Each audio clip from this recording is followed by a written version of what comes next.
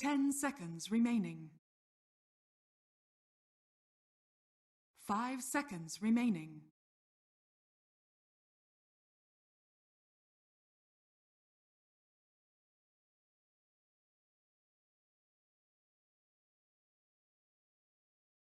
Большое вам. Рады снова вас приветствовать. На трансляции, конечно же, bo3 Украина, команда bo3 против Faceless, вторая карта. Пожалуйста, поддержите команду.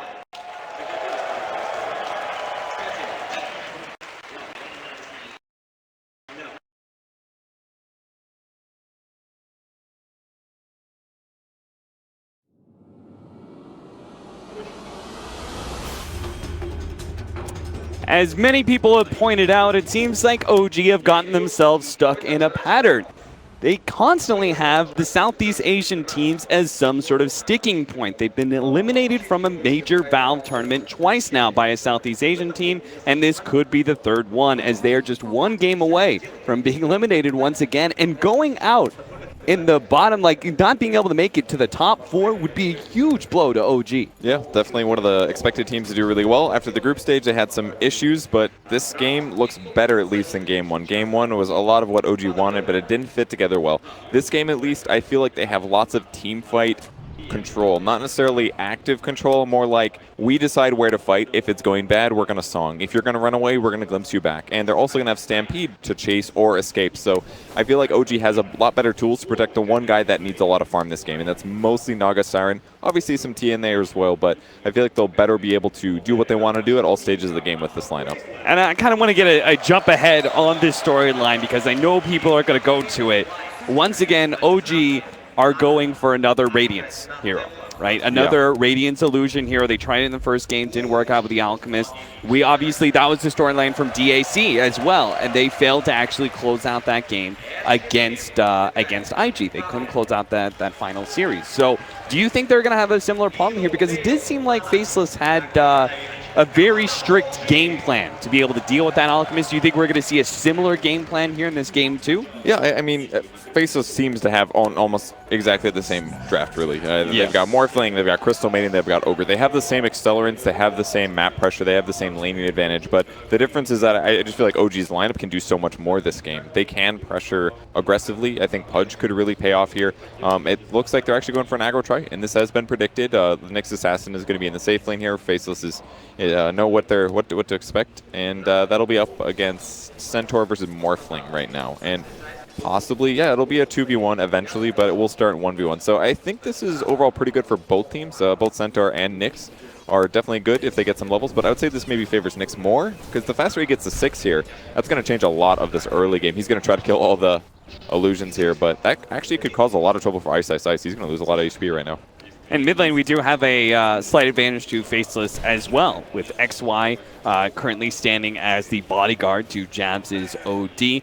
Obviously, that Ignite, very good versus the Refraction. Bottom lane, Ice does burn down a little bit low on the Nyx Assassin. Looks like he should be fine, though. The Pudge, a great roaming forward position, but can't really he can't really offset the power of what the Ogre does. Top lane, looks like they are going to have a go here on the Black, and he's actually going to die. They're just going to slow him down enough. He can't morph strength for too much longer, so first blood for S4. Now the Centaur, like especially if you get Shrink Boots and that sort of thing, like he can actually play this lane very double-edge heavy against the Morphling and force him out of that max agility that the Morphling's usually so comfortable in 1v1s. Yeah, such a great time to get a gank off. Morphling pre-waveform is really the best window for OG, considering that they don't have a lot of disable. They've got lots of damage, and Glimpse will be very effective sometimes, but a big first blood to start off the game, and Morphling's practically off lane right now. Just the pressure of Jarex being there is going to make him just play a lot safer. He didn't even go for the last hits on that last wave. Didn't even guarantee the level 2 because he was just so afraid that Jarex would show up again. He finally does pick up the level 2, and it should feel a little bit more safe. But even then, right, if Pudge loops around, he slows you down, you're forced to waveform, you could still be got by the hook, right? It's a simple straight line. So this is definitely going to be a lane that at some point in time, our Morphling is going to need the assistance of Nuts. Nuts has picked up his level 2, cleared out that off-lane jungle, and will now join his carry. And in the meantime, No-Tail just still playing the off-lane Naga Siren. It's actually semi-viable in a 1v1 situation as long as the supports don't rotate over. But the hero they want to pressure is Pudge, actually. Oh, they've almost got him, but they just kept the vision. Oh, nice play from Jarex. He's going to be able to catch Nuts here, but can he actually chase out this kill? A lot of tower shots onto Nuts there. He will manage to... Oh, no, he got hit by that Thunderstrike and is going to end up going down now. XY is going to be cornered up by S4. He did have the double damage. It's now faded and won't be able to get the damage to get a counter kill. Jarex does manage to hit the hook, cleans up that kill. 0-3 now. OG off to a much better start, it seems, for this laning phase in Game 2. And that hook changed the whole early game because it got so many tower hits off on the Crystal Maiden. She's got boots, but tower hits and the follow-up from the rest of the allies making a big difference. Perfect decision-making as well for S4 to go for the follow-up kill, not necessarily the guaranteed one. And OG off to an amazing start in the early game. Black does get all the range creeps to his tower, though. That would have been a huge advantage for OG. Either way, I don't think they can complain too much considering how things are going. Absolutely not. Naga Siren kind of free farming. The only one who's really been pressured has been Anna's Templar Assassin, and you still have some comeback mechanisms to be able to fall back on, like being able to play off of Ancients and that sort of thing. And he's not even that far behind anyways. Yeah. Maybe he will be soon, though. Yeah, we are going to need the help. The assistance of Jarex's Pudge. He's trying to line up for a hook right now, but the kind of body blocking Anna out. Jarex doesn't have a clear shot, so instead he's going to be forced to hit XY, but bringing him into the tower doesn't do much to the tanky Ogre. Nice rebuttal there from Faceless, managing to pick up that mid kill on Anna. Even if they are not faring the best in their side lanes, at least they're still winning mid. Yeah, this is really nice gank, and once again, Nuts is there at the perfect time to land his combo. Did a great job as well walking to the right, trying to avoid getting hooked under tower. He feared the hook after that last one. We'll see if it affects his play, but OG's going to be happy. Oh, just a little bit shy there from Jarex. Mid lane, jabs. Sees a little bit of damage there from the Thunderstrike, but again, XY always in the neighborhood and is a force to be reckoned with. Nobody really wants to challenge Faceless while he's around. Oh, this is that Disruptor set. That's really cool. Forgot about this one. Oh, he's got the samurai hat. That's something like super rare or something. That's awesome. I just want to talk about cosmetics. I'll cast you down. No? No. Okay. I'm not a cosmetics guy, unfortunately, Kevin. I only care about my looks outside of the game. Oh, okay. All right, makes sense. All right, Naga Siren picking up 5 in the off lane. It's almost time for him to leave, I think. It's that like 5 to 7 minute period where oh, we start on aggro try, but at some point you have to fear the ganks and the reasons that off lane usually is a bit dangerous. But fast arcane boots for him, that basically means his farm acceleration will be there. But Fly's going to rotate to the bot lane. S4 TPing in, going to start the first rotation. And they're actually holding a skill point on No-Tail. Maybe they're hoping to do like an ensnare into a stun or hook into Centaur Stomp. Centaur's still 5 mana short, and the creeps definitely reveal S4 here. So, yeah, they're just going to play normal with this one. Nago rotating this safe lane, no. This early Vanguard build from the Centaur is kind of interesting. He's got the queued up for the Vitality booster. I actually like it a lot. There are a lot of right clicks needed from Faceless, both Ogre and CM. They have great nuke damage, but their right clicks are definitely a large part about that as well. Maybe not CM's, but you know, if you get a Vanguard block early in the game, that's like 100% of a right click. 70 damage is huge in the early game. So if he's got these levels and it helps him basically go wherever he wants to, I think it'll make a big impact. Do you think it's more valuable than the Hooded Defiance? Which would be the normal, you know, other tanky item for a Centaur to pick up. You know, I think this game Vanguard is definitely the safer move. Obviously, there's a lot of magic damage. Oh, No-Tail might be in trouble here. No-Tail slowed down. They are going to be able to get the waveform in front of him. Kind of body blocking him with the Thunderstrike. Oh, nice hook there from the side of Jarex. Is going to be able to save the life of No-Tail here. Black is dropping kind of low, but it looks like they're still going to pursue out Jarex. Try and at least get something off of this one. Oh, it looks like, no, it's a denied too. Oh, Jarex is doing so much. You know, I was asking you, I was like, Pudge, do you really think that's worth it? But it does seem like the combination of having a 4 position that roams and being able to operate as a saving hero is working out very nicely for OG. Yeah, everybody has been so heavily favoring things like Monkey King, but Pudge is a very abusable. Meat Hook is one of the most OP abilities considering it's like 2 ranges of Force Staff. If it puts your opponent out of position, gets them under tower, that's a lot of damage you'd never get out of a Monkey King. Looking at that net worth chart, it's looking pretty for the OG members. They've got their top 3 cores in the top 4. The OD is in there, and Nyx Assassin's not too far behind that top 4 area, but it's that that Morphling that's really suffering. Yeah, he's sitting about the same farm as the Pudge. That's not a good sign. He's still been playing a sort of offlane role, which may mean that it's very heavily on Jabs here to have a good early game. Kinetic field, but the waveform's there to get the extra damage. Maybe XY can chase him down. Just needs more right clicks, and they got it from Nuts. That did his best there to stay alive. They do get the jab skill in the mid lane. That is huge. Anna needed something like that to be able to come back into this game. Nice rotation. So to finish the Vanguard thought, Hood is great this game. There's a lot of magic damage, but a Vanguard at this point in the game is an extra 250 HP, and in some ways you could say the health is equivalent to magic resistance. So, and plus it also blocks right-click physical attack. So I feel like they're kind of comparable. Obviously Hood's going to scale better as Centaur's HP increases massively, but because he got this so early and he's got so many levels, I think you can just buy this. It covers you against all situations, and you can just bully your lane. If he wants to, he can always get the Hood of Defiance a little bit later on. Presuming his second choice is still going to be the Blink Dagger, I doubt he'll deviate that much. Yeah, probably. With 2 more tangos in the Vanguard, he's going to hit full HP pretty soon. And level 7 on him is a lot of damage threat, actually. If anybody ends up getting caught here. Ice Ice TPing to the Shrine, going for an invis gank to the top lane now. But... oh, never mind. That's actually Faceless vision. They do have a sentry here, so Blind's going to be able to spot him out, but he does get his combination out, so maybe the Morphling can finish up. Again, the waveform and the right click does manage to secure a kill on a support. So Ice, the beginning of his notorious off-lane rotations have just begun. The downside of not having a stun. Deaths like that would never happen otherwise. Yeah, poor Disruptor. OG now pressuring the offlane tower, just Jarex and Pudge here, but that's a really potent duo. They could threaten a lot of heroes right now. Another thing really going for OG this game is the OD banish. Astral's obviously a great skill, but there's a lot of situations where it's just going to give you an easy hook or a defensive one as well. But they're going to TP to go in on this. They want to pressure the Centaur. Looks like Faceless may have read the timing on this one. S4 does have his ultimate, but Ice is able to hit the stun there. Nice hook back there from Jarex. Getting more control. Now popping the ultimate. They're actually going to run over Nuts. Look for more. S4 gets stunned up by the Ogre, but they will at least claim the life of the Crystal Maiden. Ice slowed down. Now Anna's here as well. Another great hook from Jarex. He is on point here. XY pulled back by Fly. A third kill picked up by OG.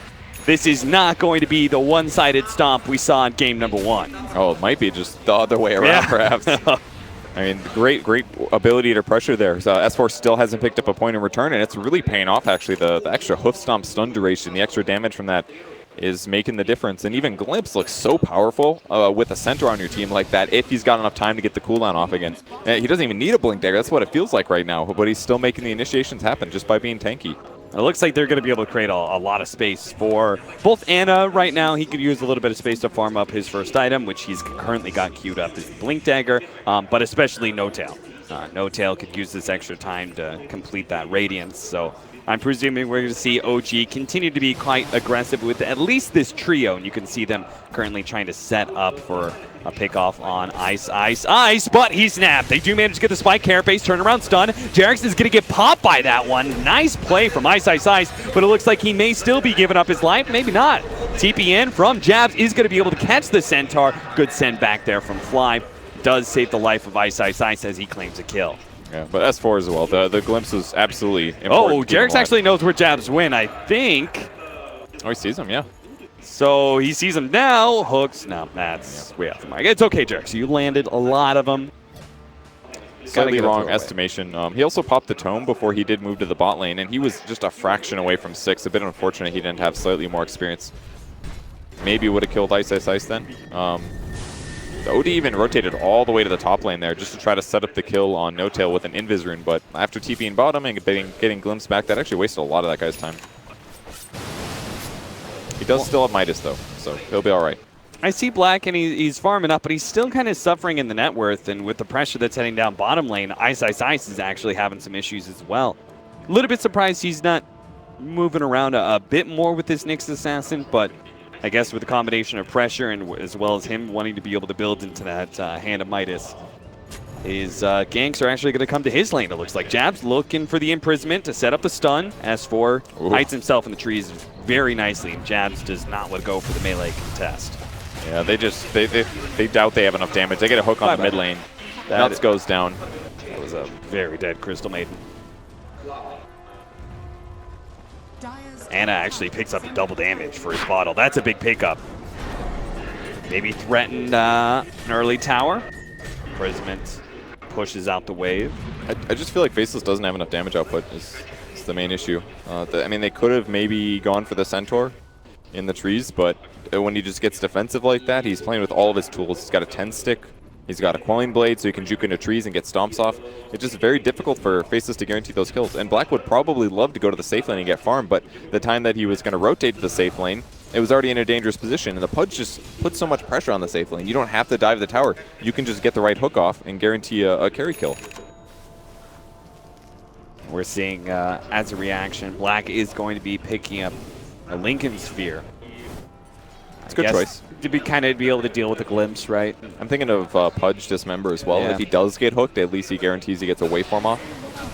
But it does mean no BKB is going to be picked up by the Morphling anytime soon, so he's still going to be very susceptible to the Kinetic Field Static Storm. Yeah. And that'll be the other really big team fight ability that OG can play off of, especially since they have the Naga Siren Sleep to set it all up.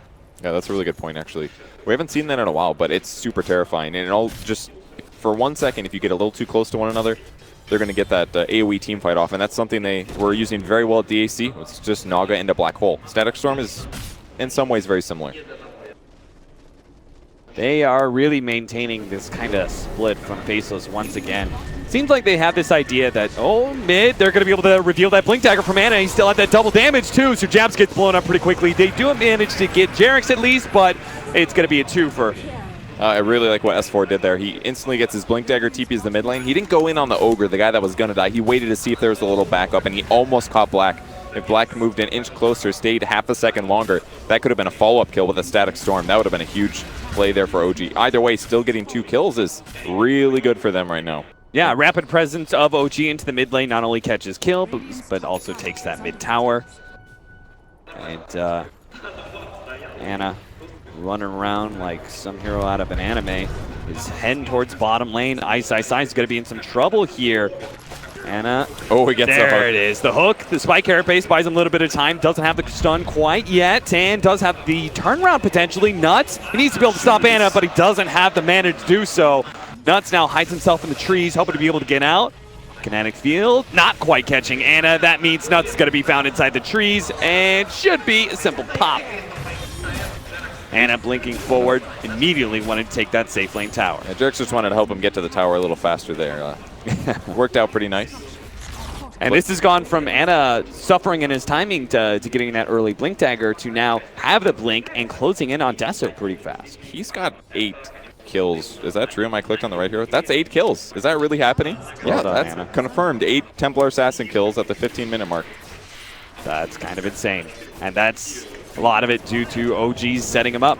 Like, he had a bad laning phase. There's not so much that TA can do by himself.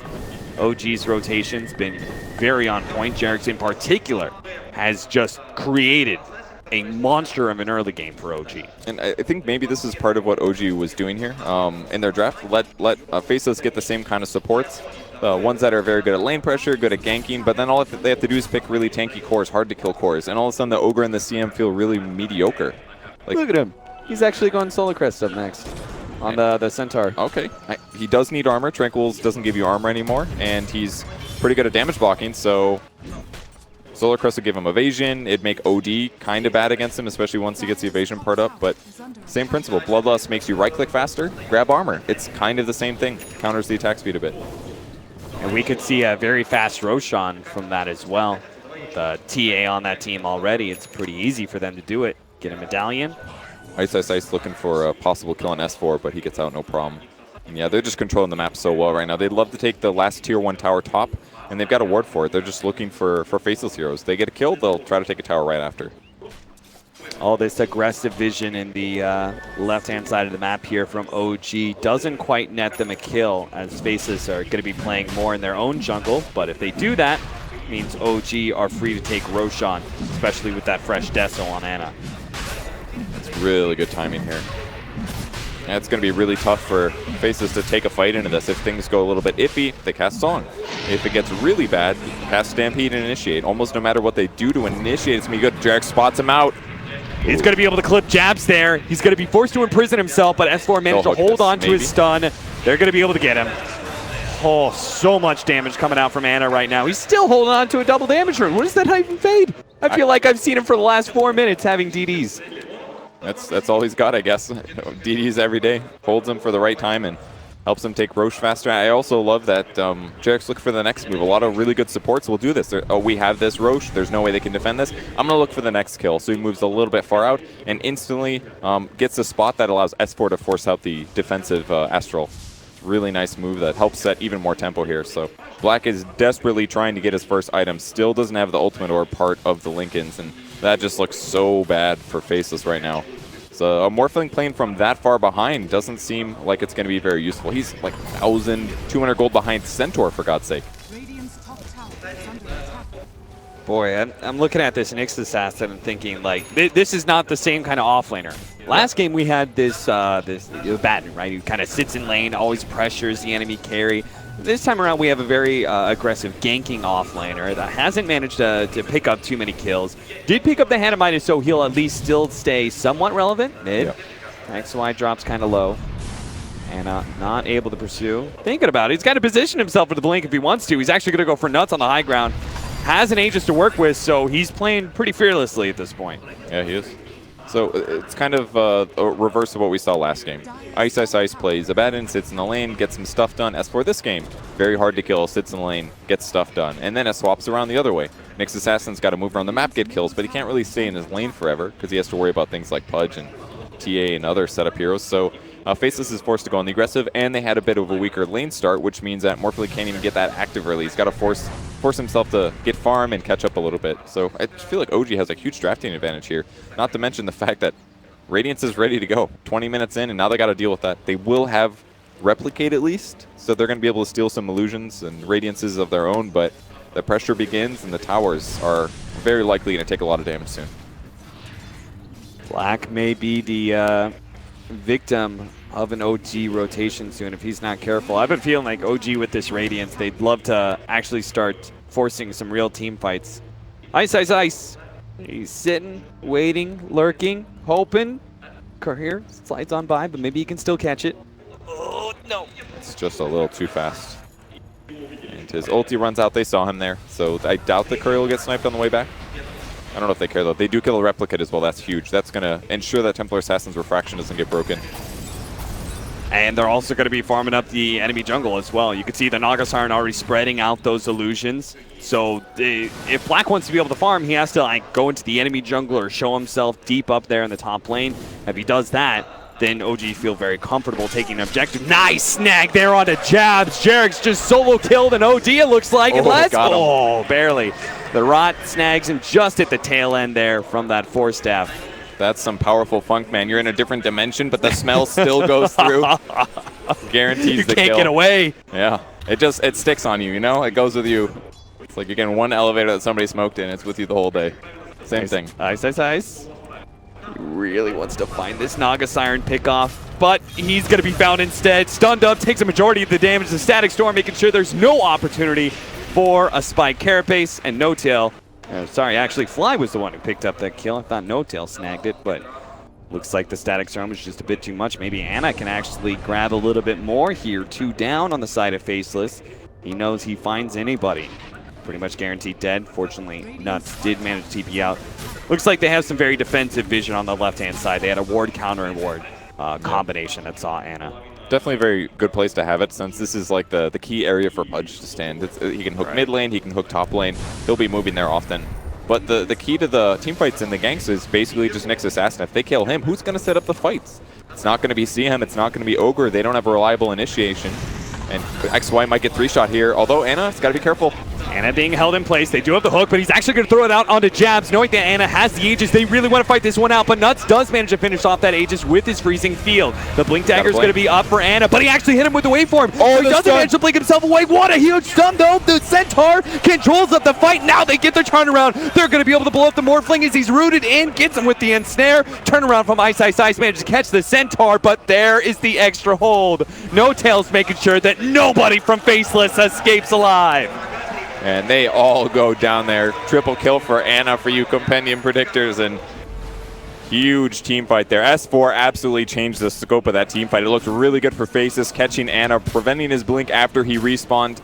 But when you stun 3 heroes, the whole fight's, that's over. That's a ravage right there. And you only have to wait 13 seconds for the next one. Especially when Ana is already hitting so hard, you give him just enough to disable. He starts throwing out those side blade hits. Gonna see the replay once again there. Great hook as well on the OD. Banishes himself at the perfect timing and is forced to try to kill the CM. And here comes the big moment. The waveform to guarantee disable the blink. Really well done by Black, but that stun gives OG enough time to catch up. Jerix, again, locking down yet another core. This support Pudge has just been out of control, and it makes me wonder, where did this hero go? You know, it was such the rage not so long ago, and then it just kind of fell off for favor of Monkey King and Earth Spirit and all these other 4 positions. I think it was picked sometimes in the group stage, but it's not half the time it was. It just didn't look very good. It's definitely a sometimes pick from the support position. And maybe the excitement around Monkey King, that kind of stuff has fallen off, and OG knows, like, hey, we kind of got wrecked game 1. Maybe we need to focus on just really safe drafts that make a lot of sense. And in this game, I think the Pudge has been really solid, especially with the gank heroes that Faceless has been running. The Nyx Assassin was an early pick. His damage is a bit limited, and usually the way those burst heroes work is if you survive the burst, you're going to win the fight, and Pudge is great for that. Ice once again. Put himself deep into the enemy jungle, kind of scouting things out, doesn't find anybody, so he'll farm a camp while OG take that tier 2 bottom. Faceless know they can't really contest OG at this point. The team fight's just far too strong. So they're just looking for picks, but OG really isn't giving any of them to him. The only person who was really separated was No-Tail, but you can see he's playing off of his towers almost the entire time and just letting his illusions do all the work. Yeah, that's the way to play it. The only downside to that is it usually delays your Song of the Siren maxing out, but he's completely set in his position right now. And another big item picked up, Ana's going to grab an Orchid. That's one of the best counters against Morphling in the game. Very effective against OD as well. He's got BKB queued up, but he's pretty much just starting it. Scouting a couple of heroes here. OG spending some time farming together, farming their way through the jungle as they head up top, maybe to stop that tier 1 tower from going down. In the process, they're going to run into XY. That'll be a freebie. Beyond godlike already for Ana 25 minutes into the game. That's actually insane. Any hero that he finds right now, I mean, if he finds Morphling by himself, there's a Linken's to stop it. But any other hero, he's going to get a kill this game, I think. Maybe not Nyx. That one would be a little harder. But and in the meantime, Nyx Assassin just spending some time hitting up neutrals. He's going to be looking for a Courier Snipe here. He actually might get this one. Oh, no. Position yourself farther right. No. Ice. Like, damn it all. Yep. It just keeps on sneaking by him every time. If he had been there like 4 seconds earlier, just to get to the high ground before the Courier was in vision, that would have been a snipe. But he's going to hopefully wait for it to come right back out. And I don't see any items on it instantly, so slightly wrong timing. Manta, soon to be complete for No-Tail. And I have to wonder, like, once you get that much split pushing power, Faceless, I mean, they still do have the late game, right? Like, the early game has gone terrible, but they still have OD and Morphling to be able to fall back They're going to try to kill Ana here, or somebody else. They're spotting, they're smoked up, but he didn't end up following No-Tail.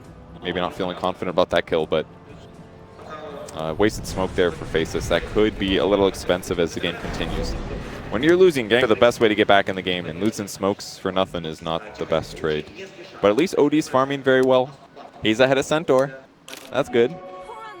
I was about to say, well, is a relative term, right? Nuts. Fortunately, he picked up a haste rune, so will manage to slide on by that attempted gank. I really like what Centaur's doing with his build this game. S4 making the right decisions. The Solar Crest Vanguard, he grabs the magic resistance perk, 10%. It's not a huge amount, but it's enough. And then he's going to go straight into a heart. He knows that his opponents have damage problems. Morphling is just going to buy Linken's, going to go E-Blade, but Centaur's just going to have so much stinking HP, I don't even think it matters. It's a counter against pure damage from Outworld Devour. It's a great solution against burst damage as well from Magic Nuke. So I think S4's build he's ahead of schedule, and he's building the perfect things. Hey, 3rd time's the charm for Ice. He finally does find that courier kill. The problem is, for me anyway, it's like you're using your 3 position to kill couriers. Right? It's not what you wanted to be doing with this Nyx Assassin, but because the first 20 minutes of the game went so poorly, it's what you've been forced to do. And they're grouped pretty heavily right now, fearing a smoke right now, I believe. OD will show mid, hitting creeps, so maybe they'll move out again, but And Ogre's still split pushing top. This is a little dangerous for him, but the benefit is that if he does end up getting killed here, it's only an Ogre. And it's pretty fast with Bloodlust Tranquil Boots. Yeah, somebody's got to push out these lanes, right? Yep. The Morphling even the Morphling doesn't feel super comfortable with it because he could be caught by the Blink Centaur stun, could be caught by the Glimmer Cape of the Disruptor. Fly just, walking in invis and managing to get the Static Storm Kinetic Field combination. So it's not like they can actually rely on the Morphling to push deep into the enemy side of things and threaten these tier 2s. So XY is a more disposable hero will try and accomplish the same thing. They are going to clean up Roshan really rapidly, though. And that's in addition to the Solar Crest here, so dies right away. And in case OG didn't feel confident enough in team fights, it's going to be even easier for TA. He is still a little vulnerable. That's always a thing you got to worry about when playing this hero, but now with 2 respawns, it's going to be pretty safe, especially if he saves BKB until after the respawn. It's got to be feeling so terrible for Faceless because they can't beat OG in split pushing. There's a Naga Siren, and they can't beat him in team fight right now. Like, as long as OG don't lose in the pickoff game, then they should just be able to build more and more of an advantage. They've already taken almost every single outer tower. All that's left is the top tier 2. And with this Aegis, I'm pretty sure they're going to try and at least poke at high ground and see how Faceless respond. Yeah, this is definitely their moment here. Get the lanes pushed out. They might need one hero to guarantee top lane gets pressured. No-Tail going to send his illusions across the map. And that's one way to do it, but XY's been doing a pretty good job pushing that lane out. Jab's doing it in the meantime. Can they catch Black on the mid lane? They could Song for this, maybe? They're just going to jump forward with Anna. Nice stun. A 3-man goes out from Ice, but they still manage to snag him with the ensnare. Jarex is lined up for a perfect hook. The Dismember allows Anna to be able to clean up that kill. A carry down for 40 seconds. What better time to go high ground and see if they could force a buyback? And they still got level 3 Song of the Siren. The hook, oh, that would have been huge. He's got Gem on Jarex, so if he did grab that Nyx kill, that would have been one of the easier ways to clean up the mid lane. Oh, jump forward here, going for nuts deep inside the base, but he is going to be stunned up by XY. Anna will turn his attention, I'm presuming, towards that tier 3. He was hoping for the one shot. Away at it. If he got the Melt Strike, that's definitely a dead C. And they go in. Nice stun from S4, managed to catch Jabs, blows him up immediately. Good coordination between the 2 cores of OG. Ice pops a Shrine in order to stay alive against Anna. Now he turns his attention towards XY, but realizes with the buyback, he doesn't really need to stick around. Backs away, resets the whole entire fight for OG to start sieging the base once again. They're hitting the building. Does get stunned. Mana Drain is pretty bad for him, but yeah, he's not going to have any refraction to work off of, but the sleep comes out just in time. They save the Aegis, and that's a big-time win for OG. They still have plenty of time to work with this Aegis, so if they back up to base or they just Shrine, they can probably push high ground again in the next minute or 2. Yeah, it's a really good choice by them to back up there. They did their best fishing attempts. They did get the OD kill and buyback. That's absolutely worth it. 3-6-0 now on Jabs, having a rough game. And it's just the typical problem with OD. He does do a lot of damage, but if you have to worry about all these disables, magic damage, you got to get BKB, and then you only have 12 armor. And against somebody that can lower 8 armor from the Meld and 7 from the Deso, you have this big target on your forehead. Please, stun me once so I don't BKB, and then hit me 2 times and I die. So it looks like his solution is kind of the obvious one. Go for the Shivas. Increase in intelligence as well as armor. But there's got to be some other options, right? Where are the support items? Where are the helpful items that can save this OD? We've got a Solar Crest for the Ogre, but Nuts, he would be the other one to pick it up. He doesn't have anywhere close to that 4-stat. Yeah, he's been having a tough game as well. He's been spending a lot of time in the jungle, but I'm sure he spent most of this on Observer Wards. And even using a Solar Crest to save allies defensively, it's very difficult to do it at the right time. You have to throw it down before the first attack even lands to make it really effective. And it's really, when they're initiating instantly, it's tough to react perfectly. OG have come right back. You start throwing the illusions in one by one. I like this is a good way to be able to stop the potential initiation from the Nyx Assassin with that Blink Dagger.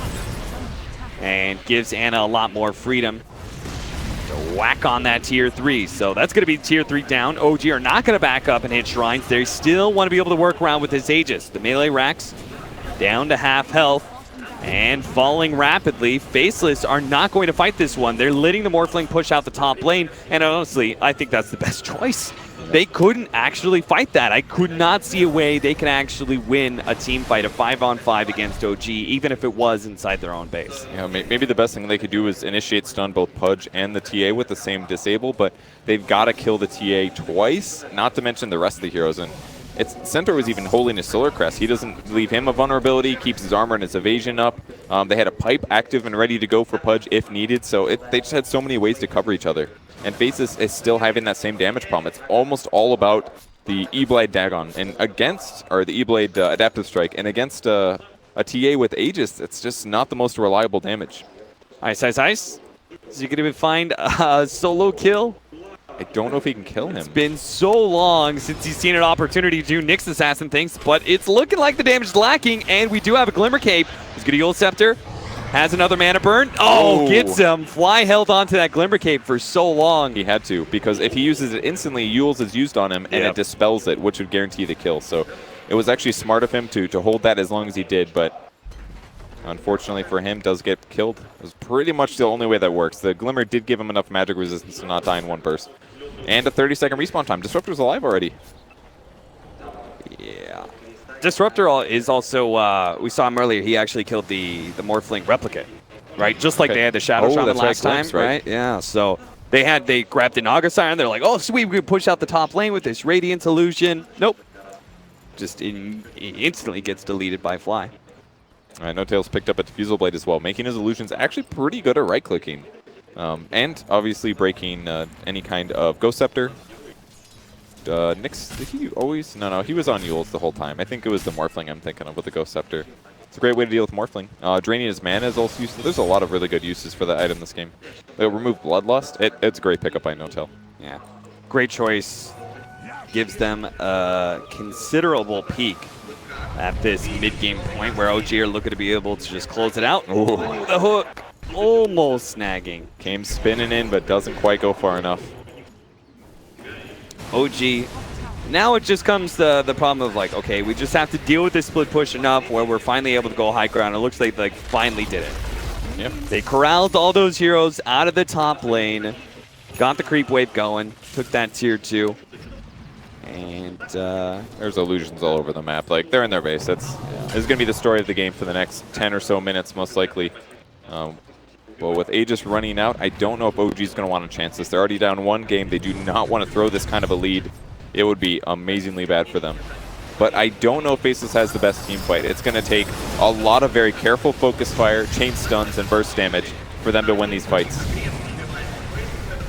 OG going to start out just poking at it. They're going to push in both the mid lane as well as the top lane at the same time and see where they can find some connections onto that tier 3 or potentially even loosen up one of these heroes with the Naga Siren or find the hook. That's going to be XY caught. He has no buyback, so it's now going to be Faceless left in a 4 versus 5. The jump in. What a 3-man stun. Jab's going to start laying in, and as soon as humanly possible, he wants to be able to rack up this intelligence and start bursting down some heroes, but he just doesn't have it. He instantly goes down. The Song of the Siren used beautifully by No-Tail will now set up not just the kill on the OD who had that BKB out, as well as the follow-up on the Nyx Assassin. They take the 5th member of Faceless out and force the GG. Game 1, a stomp by Faceless. Game 2, OG stomp right back. And it looked like the game could continue there, but the power of Pudge shows again. All it takes is just one little hook in the right time to grab the one guy that doesn't have buyback, and the team fight just seems straightforward. And if things ever got